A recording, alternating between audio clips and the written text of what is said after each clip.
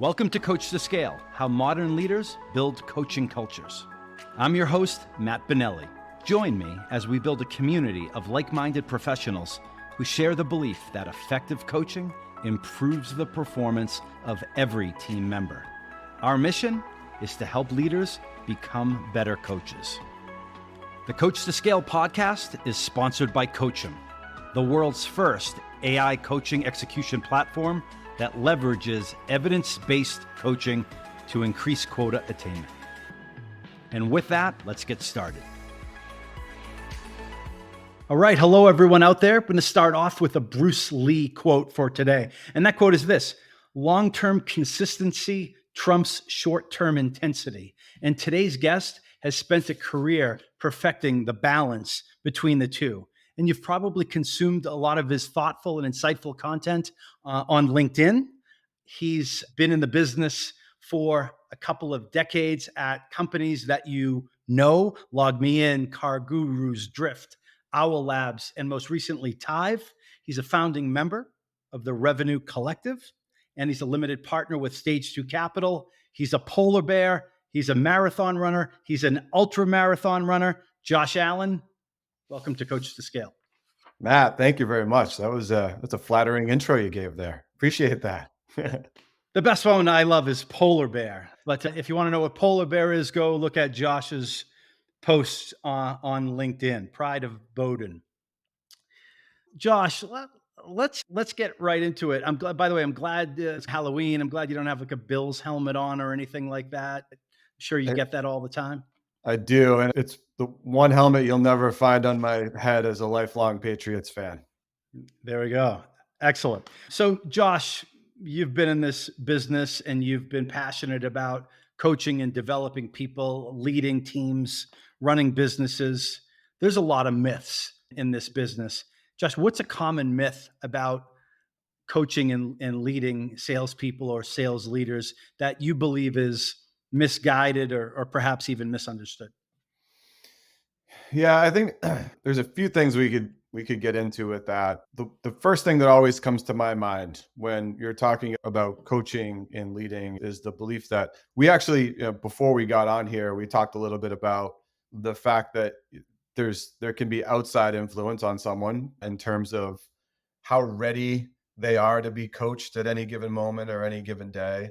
And so I think one of the myths that exists is that everyone is going to be able to put their best foot forward and the ability to receive the coaching on any given day. And I think as a manager, you want to believe, because typically if you've risen the ranks, if you've gone from individual contributor to manager to director of sales to VP of sales, you've seen some things before, and your belief is that you can take those things that you've seen and directly apply them to every individual with the belief that they're going to get better. I think one of the hard lessons learned when you step in the seat for the first time is that the things that might have made you successful aren't necessarily going to make that individual person you're trying to coach successful. So the biggest myth I remember having to bust my first time as a manager at LogMeIn was this concept that I could take what worked for me and what made me the top performer in that business. I was 2 years in a row as the number one salesperson at LogMeIn, that I could take those things that made me have success and then just directly layer it over the team that I was responsible for, and they'd see the same type of results. It just doesn't work that way. Like, individual humans are wired and built and operate differently. So the myth that you can take what works well for you when you were in the seat and layer it over to those individuals is one that has been busted many times over. So, Josh, what I hear you saying is just because something worked really well for you or the person who's getting promoted, the belief sometimes is, oh, because it worked for me, it's going to work for everybody. And that's not the case. So how do you deal with that?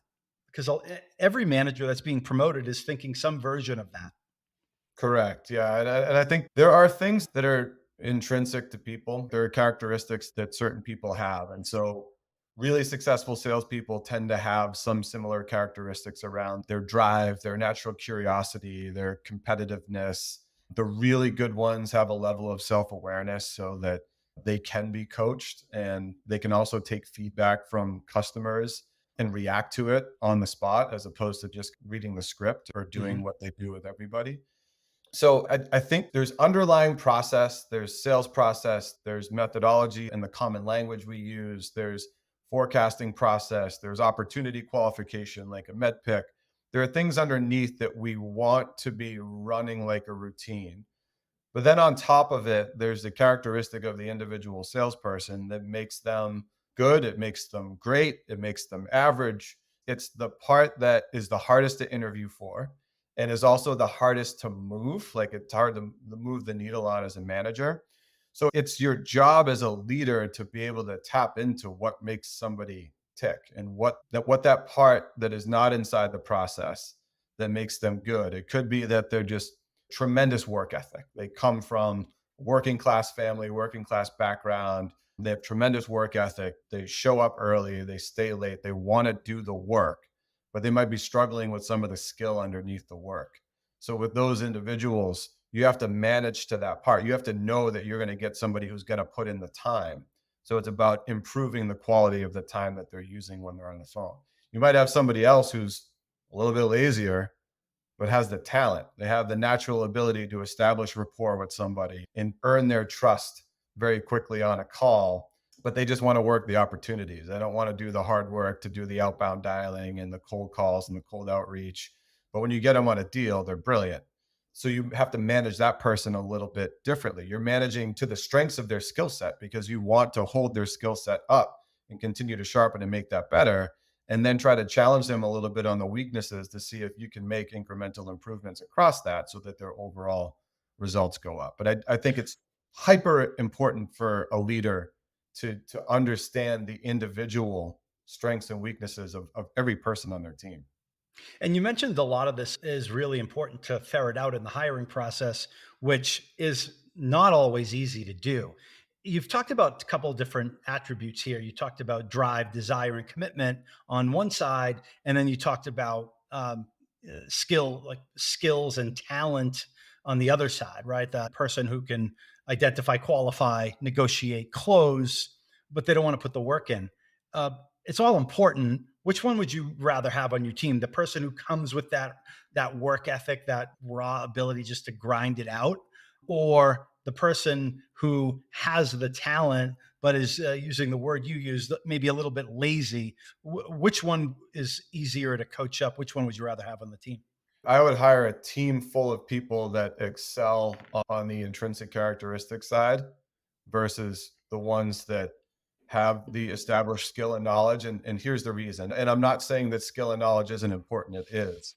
Right. But to me, the intrinsics are the unteachables. Like who somebody is and how they're wired as a person, what motivates them is something that as a leader is very hard to move the needle on because if you have a team of 8 or you have a team of 20 or you have a team of 30 and you're trying to change somebody's ability to be curious, that's a really hard thing to move because the reason they're not curious is deeply embedded from nature nurture stuff that has happened throughout their life up until that point. And your ability to move that is going to be really, it's extraordinarily low. You're probably not going to move the dial much. Those are the unteachables. Like I classify those as the unteachables. You can, if you want to as an individual, you can make strides against it yourself, but you have to be willing to invest the time. On the other side, you have the skills and knowledge piece. Those are the teachables. Those are the things that you learn along the way. So you might have been taught the Sandler sales methodology. You might have been taught your sales process when you were working at Drift or LogMeIn or CarGurus or Salesforce or Okta or wherever. You carry that training with you everywhere that you go. You have this experience, this knowledge, this skill to lean on. You may have sold in financial services or sold in healthcare. Like you take that with you. And depending on the role that you're being hired into, sometimes that matters. If you're going to a fintech company and you're Yeah. selling to people on the accounting team and you need to be able to speak their language, then that might be a prerequisite for people that you're hiring to come in with that knowledge so you don't have to teach it. But I look at it as if I can get a blank slate on skills and knowledge and I can bring somebody in who I know is just going to be a dog and has the characteristics to compete, we can train them on the rest. And that's why I think like the best companies out there have these programs where you can bring somebody in into an early level role. Maybe it's a small business closing role, maybe it's an SDR or BDR role, and then you can train them to become quota carrying AEs. If you have a system where you can bring people up through that, like we did at LogMeIn, we did it at CarGurus, we did it at Drift, it creates a really magical environment because now you have the right characteristics that you want in your sellers, and the ones who are proving it with performance and developing the skills and knowledge they need to be successful, they just take off. So you and Coach Prime out in Colorado, you're both looking for dogs. Absolutely. You Yeah. And could shoot 'em to hunt. I'll put the letter on their jersey too. You put the D right on there for dog. There you go. You mentioned curious.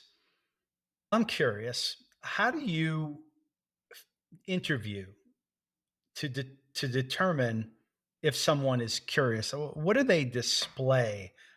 What are the types of questions they answer? What are the types of questions you ask? Like, how do you know that someone's curious in an interview? I think it would be naive of me to say that you always know, but underneath it, like the way I think about it so there's 7 characteristics that I interview. And in the interview processes that I've deployed in the last 3 or 4 companies that I've worked at, I take the intrinsic side because I think it's the hardest to get underneath, and it's really hard to quantify. So you have to be able to distill down the qualitative data you get from it and try to make heads or tails of whether or not it's a red light or a green light in terms of putting somebody through the process. So I tend to take that myself, and then my interview team, they'll work on skills, they'll work on knowledge, they'll work on past performance, and then they'll also help do either a role play or the presentation review. And so we split up who's working on what as we go through the Yep. interview. And I take the intrinsic piece of it. And so, like curiosity as an example, you can ask very simple, open-ended questions. So, like, tell me what you've learned about our company since before you and I got on the phone. What do you know about us? And leave it there and see what you get. And you'd be amazed at how many times you get someone who's like super high level, like they just went on the website 5 minutes before talking to you, and they don't know a whole lot about what you do. They just saw that you were a cool company or that you had posted a role, and so they decided to reach out. And then you get other people who they can sometimes read you back the business better than you know it. And it's like, Right. that's what I'm looking for, because you clearly have nobody pushed you to do that. Nobody forced you to do that. You have a natural level of curiosity that made you go real deep. Curiosity also comes out in the questions they ask you. There are times where I'll ask somebody a question, and like I might ask them, tell me about the last time you missed a quarter. And they'll give me an answer and they'll be like, that's an interesting question. Why'd you ask that? And I'll tell them. And Softening right. statement in a reverse. Like it. Yeah. And so I can come back and tell them and be like, look, I'm trying to get underneath what your resiliency is like. I want to know, when you miss a number, do you change the work that you're doing, or do you just go at it again and keep doing the same thing and hope for a different result? And I love because that's how they're going to interact with your customers. That's how they're going to talk to other people. That's how they're going to interact with internal employees and their peers. So you want to get a sense of, how do they have a conversation? How do they ask questions? How do they get underneath it? So to me, if I can ask them a few questions and then I can see how they ask me questions, I can start to get underneath curiosity. And then it tethers into something like drive. Like, how driven are they? How motivated are they intrinsically? Not by money, not by equity, but what motivates them to show up every day in the middle of the month, in the mid quarter of the year, in the dog days when it's hard and it's grindy? What makes you show up? Why do you care about showing up? And you can these things start to link together based on their answers, based on how they're having a conversation with you. Josh, one of my friends, I've known him for a long time. He's a fraternity brother. He's a career enterprise level salesperson, top of the mark on that. And he mentioned recently that he was recently asked by his manager's manager, right? So, second line leader, and was asked about his personal goals. And he said, Matt, I can't remember. It's been at least 10 years, right? He's 50 something. It's been at least 10 years since one of my managers asked me about my personal goals and what motivates me. And I wasn't surprised. I was like shocked, but not surprised. Mhm. Wha- Why does that? What's the importance of understanding your employees' personal goals? And uh, do you see the same thing? Is it does it not happen often? And like why? So I think the conversations happen, like it's talked about, but it's only the great leaders who do the work with their team to document it. And I want to mention somebody by name because this individual, he and I worked together at CarGurus, and his name is Mike Conley. And he ran a big business for us there. It was our account management team who essentially handled all of the upsell, cross sell, Hmm. and renewal with our existing customer base. And it became the biggest revenue generator we had. But Mike had this uncanny ability to help his team, help his managers, help his team leads, and help the individual contributors on the team link their personal goals to their professional goals. So, what they were trying to accomplish from a quota standpoint, what they were trying to accomplish in terms of their contribution to the business, tying that to what it meant to them personally. So, whether that was paying off student loan debt or buying a house for the first time, or we were at CarGurus, so we had a lot of gearheads in the group, and there's like buying that car that they had their eyes on for a long time. I can tell you, we saw some nice cars come through that parking garage after some quarters.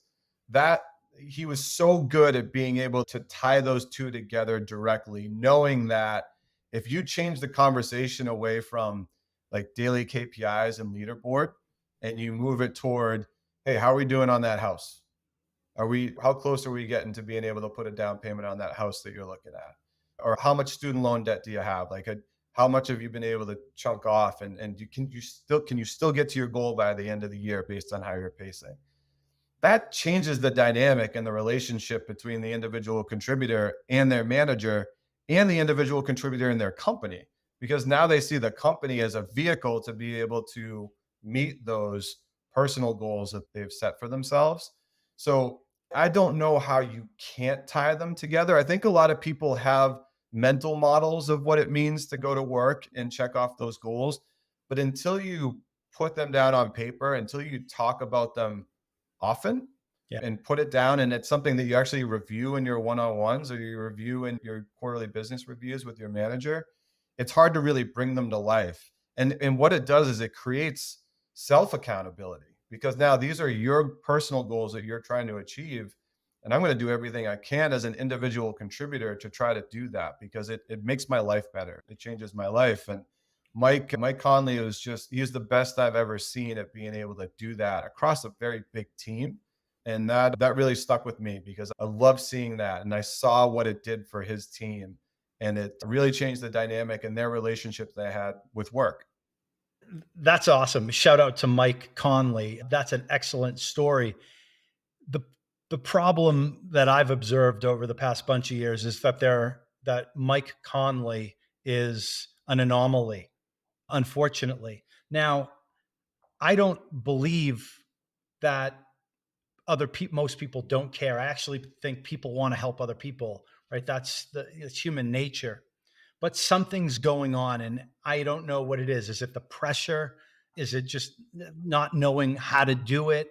But why aren't more leaders acting and exhibiting the behavior of Mike Conley? Yeah, I think it's because the easy thing to look at and the thing that gets distributed throughout the company that happens on the Monday executive team meetings and is they're the numbers. It's the KPIs. It's how are we doing against our revenue goal? How do we do against meetings booked last week? How do we do against pipeline generation last week? And if and when those things are off, and it's 2023, so it's off in most organizations that you and I engage with, then that's where all the focus goes and it rolls downhill. So if it's like the CEO sees it's off, then it goes to the CRO, then it goes to the VP of sales, and it goes to the director, then it goes to the manager, and then it goes down to the individuals. And so then that ends up becoming the focus. And the softer qualitative stuff that is related to the personal goals and talking about career development and growth and all that stuff, it can get put in the back closet and kept away from the team because of the focus on the KPIs. And so I think we've flipped it backwards, because if you're doing it the other way and you're focused on the people, like the people growth side of it, their goals and what they're trying to accomplish, their learning and development, their training, their growth, that doesn't always come across in the spreadsheet or the slide deck at the executive meeting. And I think if you take your eye off the long-term growth and development of your team, it can create those environments where it becomes purely KPI driven, and you tend to see a decent amount of attrition in those sales organizations, and oftentimes a low level of quota attainment and goal attainment. So if the culture is the beatings will continue until morale improves and until the numbers improve, then ultimately that's going to result in higher levels of attrition, right? That's that short-term intensity versus maybe consistency of developing people under and connecting their motivation, their goals with the organization's goals. It sounds like once you do that, like you said, it changes that dynamic. You're off to the races and you probably have less attrition. Would that be fair? Yeah, and I do these types of environments that we've entered into, where like we've now stepped out of the growth at all costs world and into the growth efficiently world.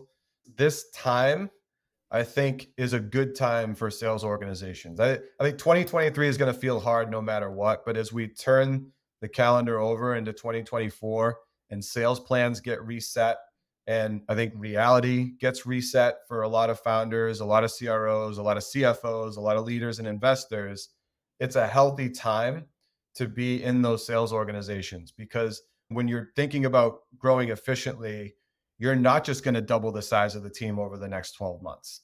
You'd rather get more out of the existing team. If we have a team that's at 40% of quota attainment and we believe we have the right people, let's get them to 70% quota attainment before we put another bum in the seat.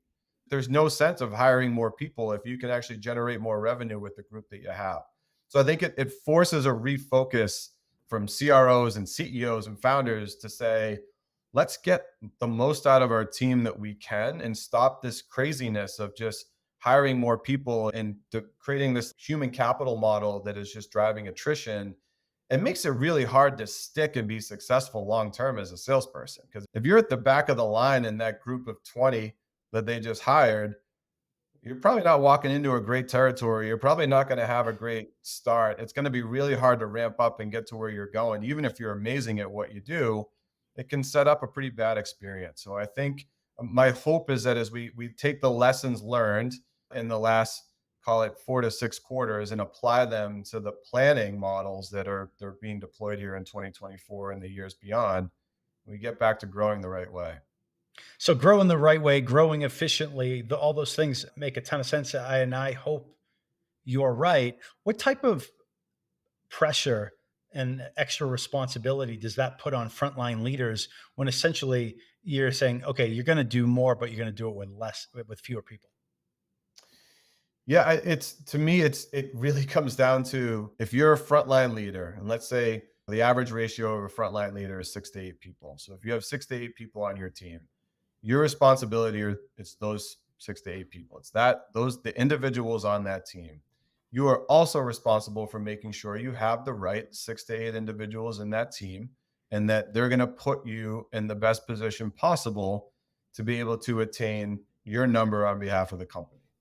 So as a frontline leader, you have to be constantly assessing, where am I coaching? Like, where am I for the 8 people I have on my team? What are the 8 individual needs? Like the one thing, and I've heard this analogy before. It's like a golf swing. If you show up to a golf pro and they tell you to fix 12 different things, you're going to keep the same swing because you can't fix all those things. And in your head, you're going to be all over the place.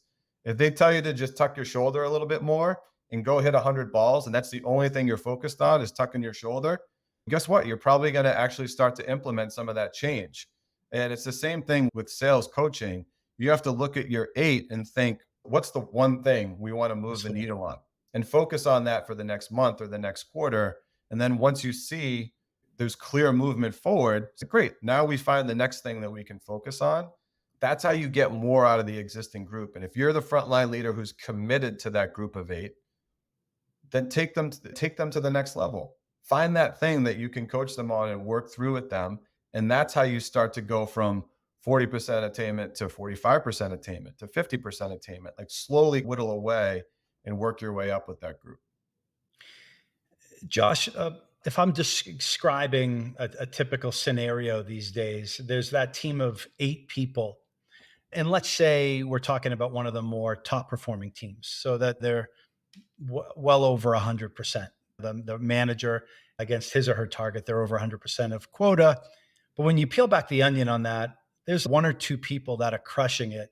And there's 6 people that are sucking wind well under 50%.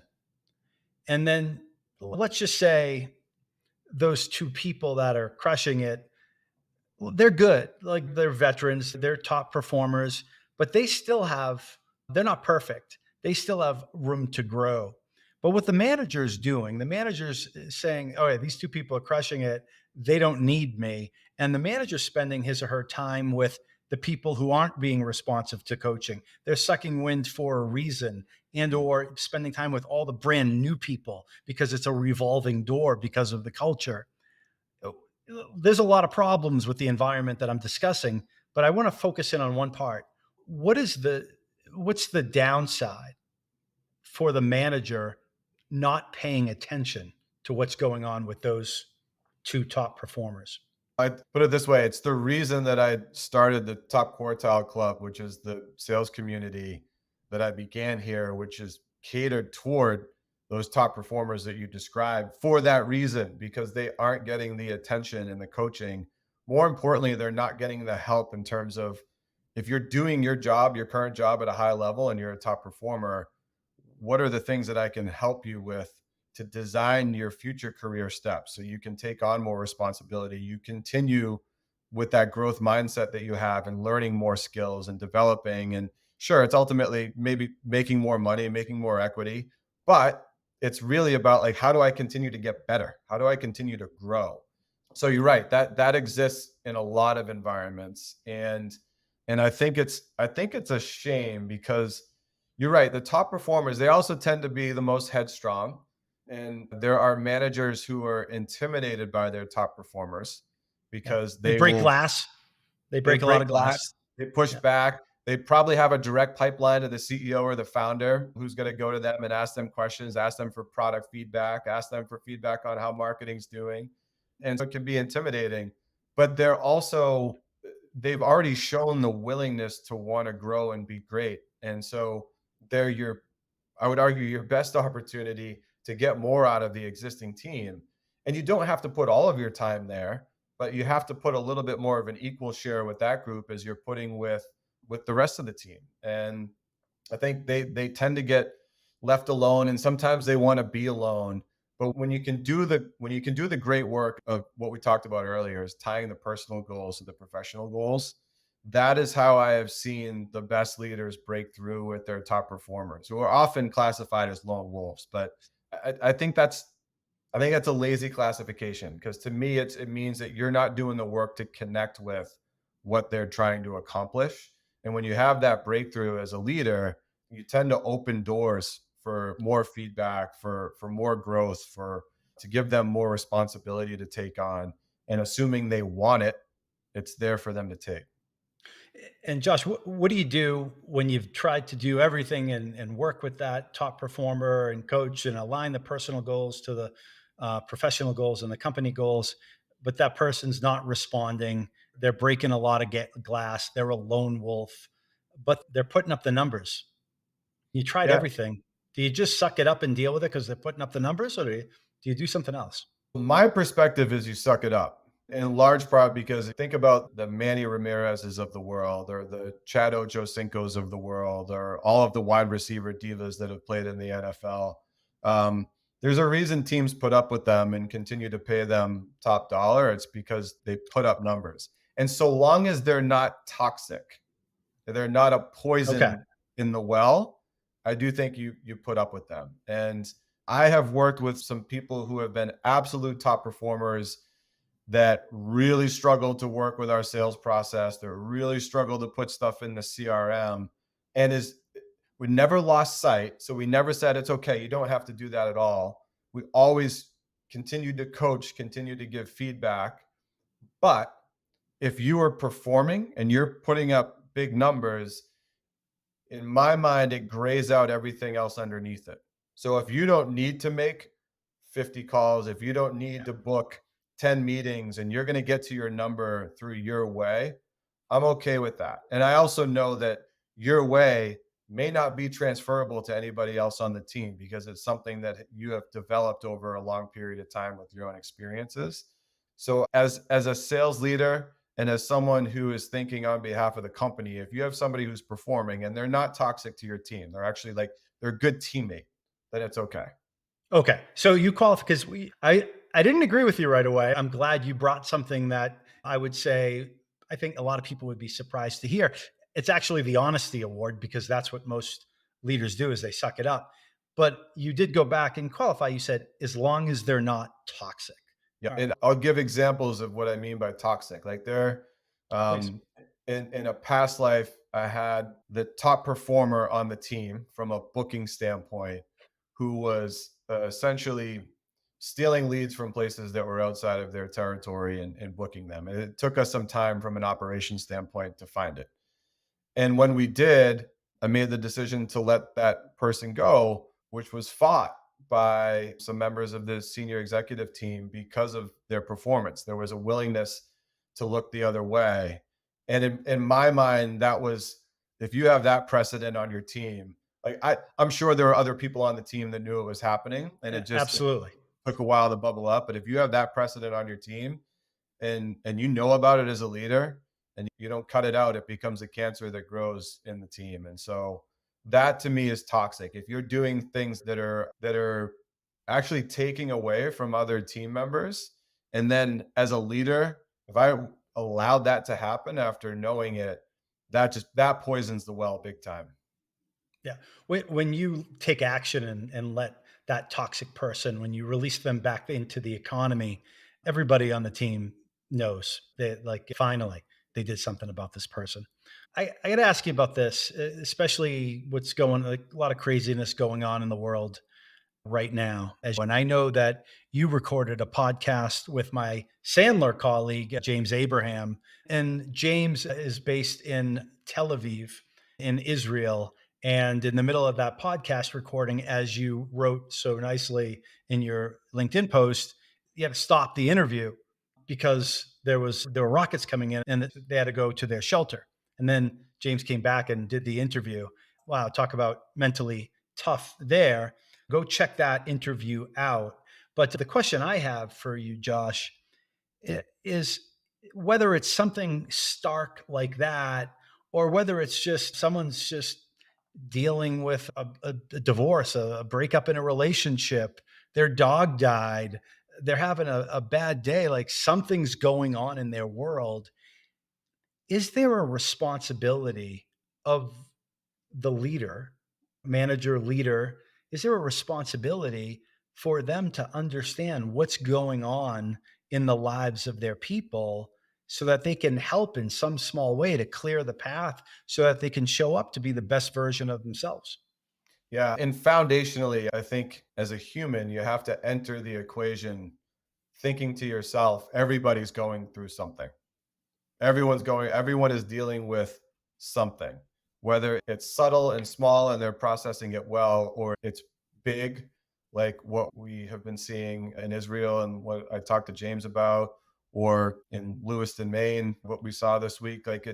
Those are major, catastrophic, horrendous events. And then there's all the minor stuff that really affects someone, and it runs the gamut. And what may be a small problem to one individual could be a big problem to another individual. And it's not on us to be able to tell them what's big and what's small. I do think as a leader, it's incumbent on you and it's your responsibility to understand what makes your people tick. And that Mhm. includes the things that are affecting them. And so if you're scheduled to have a one-on-one in a deep coaching session that day and something's off, my advice always is spend your time there. Be their friend, be the leader they need, be the someone that they just have to talk to or voice something. It could be personal, it could be professional, it could be a lot of different things. I used to do something in past lives when I was at LogMeIn and CarGurus. I think we did a little bit of it at Drift. I used to just set aside hours during the week that anybody could sign up for and come in and talk. And it could be about anything. It could be about work stuff. It could be about personal stuff. It could be about career goals and opportunities.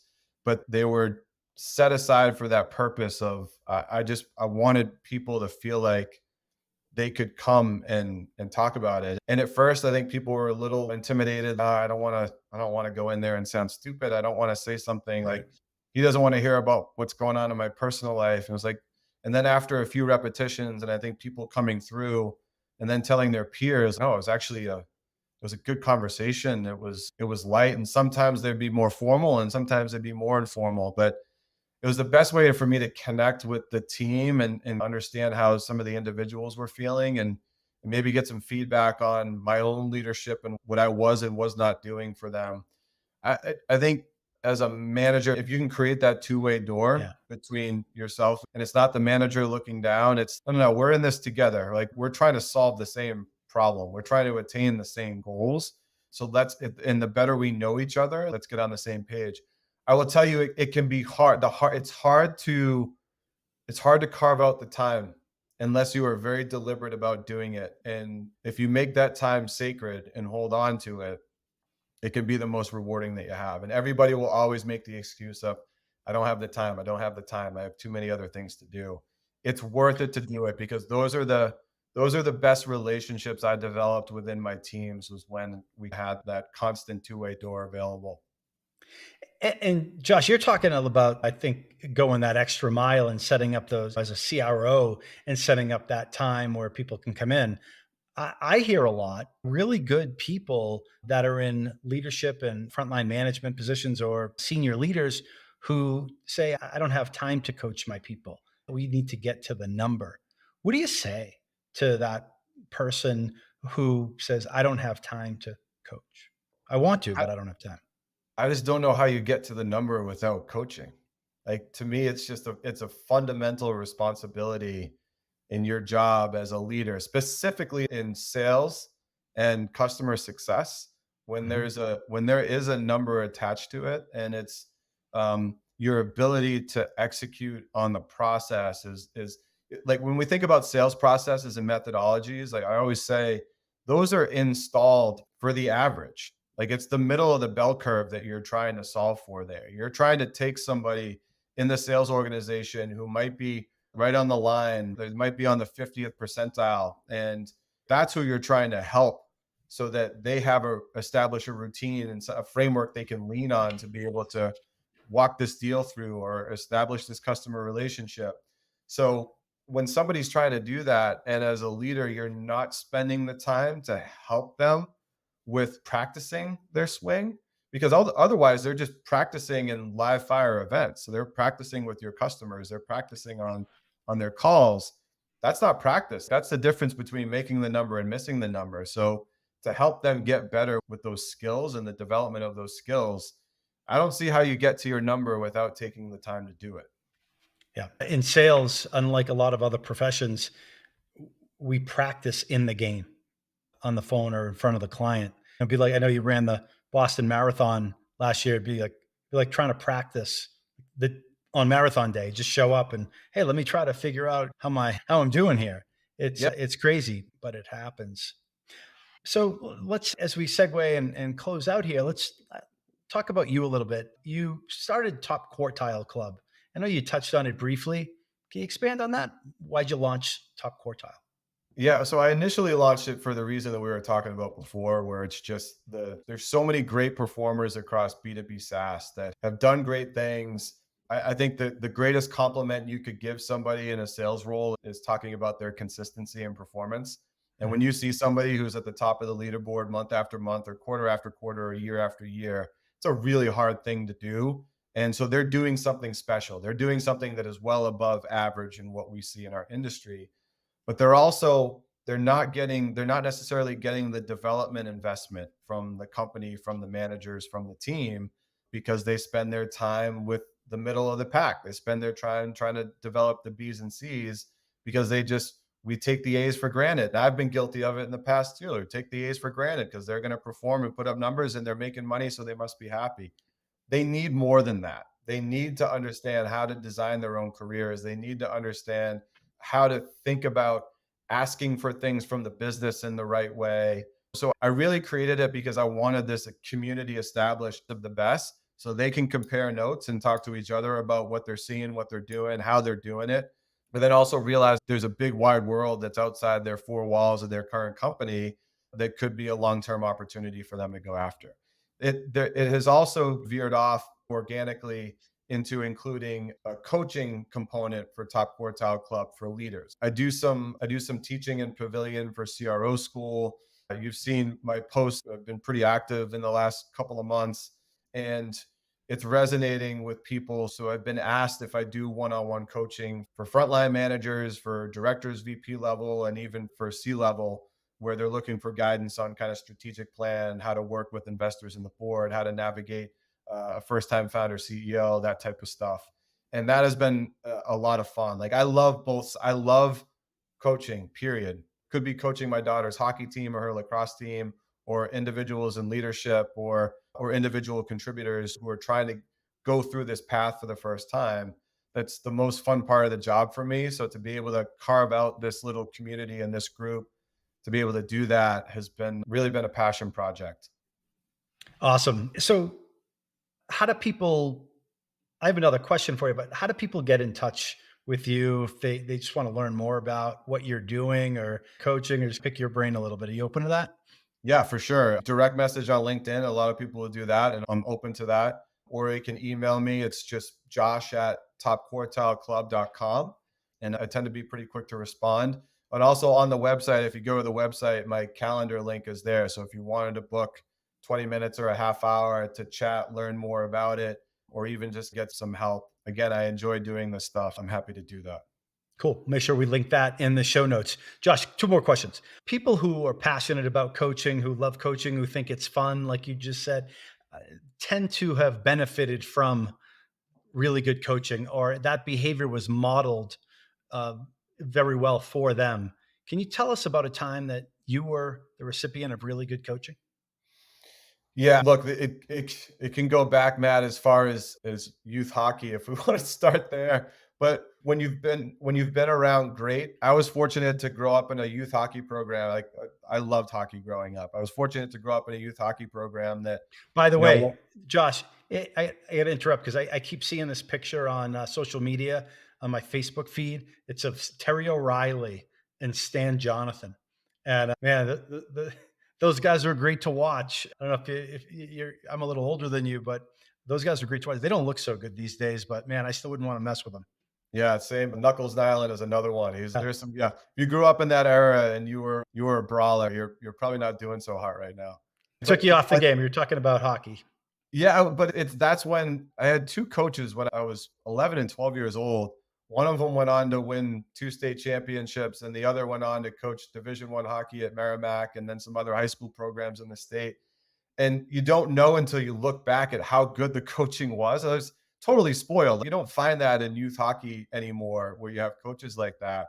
And then carry that forward through high school sports and through college sports, and then ultimately into the work world, where you have what one of my mentors at LogMeIn, who helped me incredibly, was Seth Shaw, who's gone on to be CRO at Airtable and Envision and these like wonderful companies and built big businesses.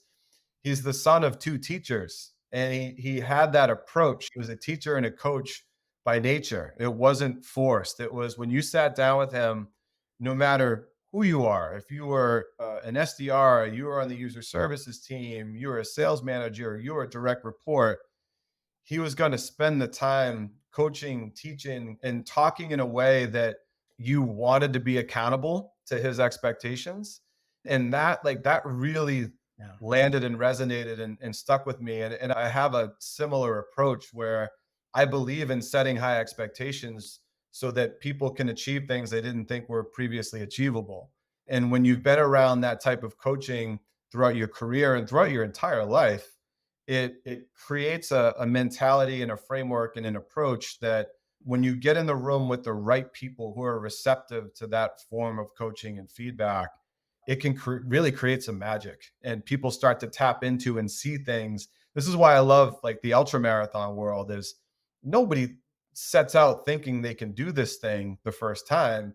And then you do it and you think, what are my limits? Like, how much further can I go? How much more can I do?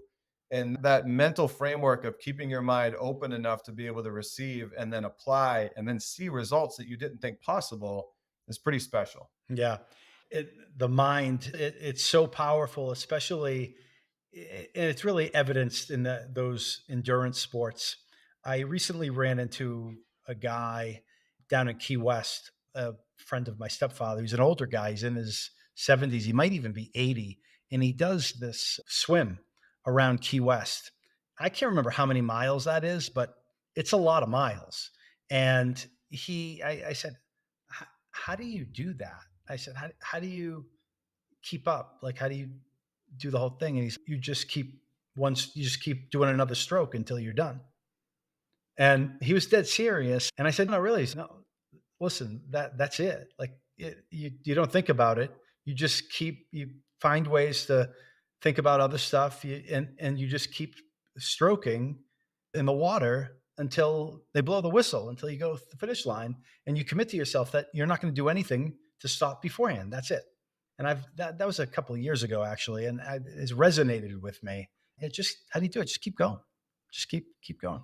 The beauty of it, Matt, is that the people who can simplify it like that, if you can make it that simple, it's no more complicated than that. If you can put one stroke in front of the other, put one foot in front of the other, in sales, if you can make that next call, if you can commit to yourself that you're going to do certain activities before you check your phone, before you go get a coffee, before you do whatever distraction you have around you, it is a really powerful thing. And that's what creates consistency. That's what creates the repetitiveness and the repeated motion.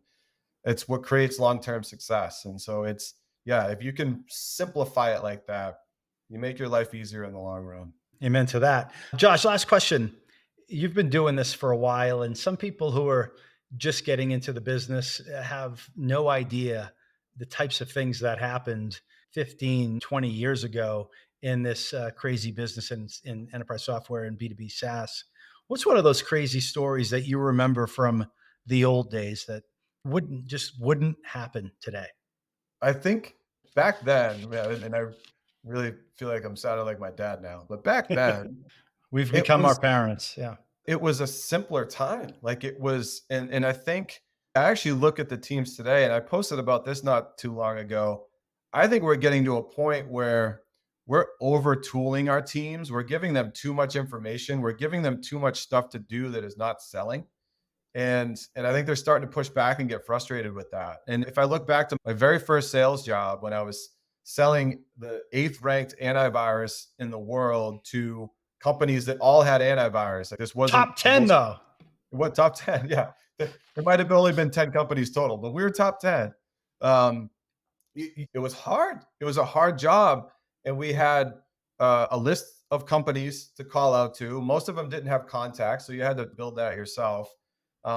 We had a really poorly constructed, I hate to even call it a CRM. This is pre-Salesforce days. So this was called Goldmine. Yeah. And we had email and a phone. And that was it. And there's something to be said about how simple that was. And would I have wanted a tool that gave me more information and more data? Of course, like I would have loved LinkedIn or Zoom Info or some other things that I could have used. But there was something to be said for how simple the job was. And you could really build out your math. Like you could key in on, I know if I make 100 dials today, I'm going to have 3 to 5 conversations. Of those 3 to 5 conversations, if I find one opportunity, that's a really good day. That's a good day. Yeah. And then you build your quarter and your year based on that math. And you held yourself, the reps that held themselves accountable, those are the ones that performed. And if you believed in the long-term results of doing that every day and that you were going to be successful, it could work. And I learned that at a very young age. And I feel super fortunate to have come up through the system in a company like that, where you are selling an absolute commodity and that you only are going to get somebody on the phone who had a virus issue or has a pricing and contract issue or has something going on with their existing vendor that they don't like. Yep. And so it was a math problem and skill and knowledge and knowing that like when you got that one conversation, you better make it count because you're not going to get another one for a while. But I think the early 2000s, that's what selling was. It was whether you're doing it on the phone or you were doing it face to face, it was largely a math problem. And then you had to be deep. You had to be the expert because the buyers didn't have the expertise that you had. You had the knowledge. And now everybody has the knowledge and the sales reps all have the tools and the marketers all have the tools. I think the difference now is that you have to be exceptional at proving that you're different. And whereas before, if you got somebody on the phone or you showed up at their office back in 2002, you were different because you were there and you were talking to them. So it was about the relationship that you established if you're selling a commoditized product. Now, like everybody has a bunch of information oftentimes before they have their first conversation with you. So you need to be able to clearly differentiate why your product or service is the best match to solve their problem. Because a lot of the products sound the same. And so I do think it's harder. I think it's harder now than it ever has been before. So the skill and knowledge has to be so far up, but also what is old is new again. So I think if you can differentiate yourself by going and showing up on site and meeting with a customer, buying a plane ticket and actually going there, guess what? That it works because nobody's doing it. So be different. Take the time to be different. You can't be perceived as better unless you're perceived as different. And what you just talked about, what's old is new again, the phone. There was a survey out there and, the average executive buyer says they maybe get one phone call a week from a salesperson. Everybody's doing it on email and LinkedIn and Twitter and whatever. Pick up the damn phone. Be different. So Josh, really enjoyed the conversation. We covered a lot of ground. We talked about consistency, the importance of curiosity, goals, understanding personal goals, aligning them to organizational goals. Really, really awesome stuff. Any last minute words, any advice you have for the folks that are maybe just getting started in the business, first time managers? Yeah, I do think we touched on a few things, but if you're a first-time manager, I want you to spend some time thinking about the leaders that you had where you learned the most and why you learned the most. What were the things that they were doing? How are they coaching? What was their style? Try to adopt some of that and try to remember what it was like when you're first coming up as an individual contributor and trying to learn how to become the best and trying to do it when you're drinking from a fire hose and you're overwhelmed. Think about the individual members of your team and what things you can do to put each of them in a position to be successful, and take their personal goals and pull them together with their professional goals and have those conversations actively. Make it an ongoing thing. Don't talk about it once a year. Talk about it in an ongoing way so that when you're talking about KPIs and results, it's tied into what they're trying to solve for themselves outside the four walls of the office. I think that makes an incredible difference, and to them will really put you on a pedestal mentally as a leader who made a difference in their lives. And they will always think about you. They'll always reflect on you, and they'll probably always sing your praises because most managers don't take the time to do it. And we talked about differentiation at the end there in selling, but that's how you differentiate yourself as a leader among the pack. That's the perfect place to leave it. Josh, thank you for your time today. Thank you, Matt. Really enjoyed it. Thank you. And for everybody out there, thanks for listening. If you liked it, if you liked what we're talking about, hit the like button, hit subscribe wherever you're consuming the podcast. Go on LinkedIn, comment, give us your suggestions. Tell us what you like. Tell us what you don't like. Share it with somebody else. I'm proud to host this conversation on behalf of Coach the Scale. And until next time, coach them if you want to keep them.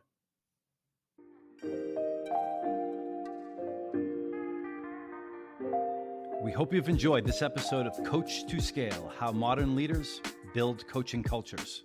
For show notes and other episodes, visit us at coachem.io. That's COACHEM.io. And follow us on Twitter at CoachEmNow. See you all next week. Thanks for joining. And remember, coach them if you want to keep them.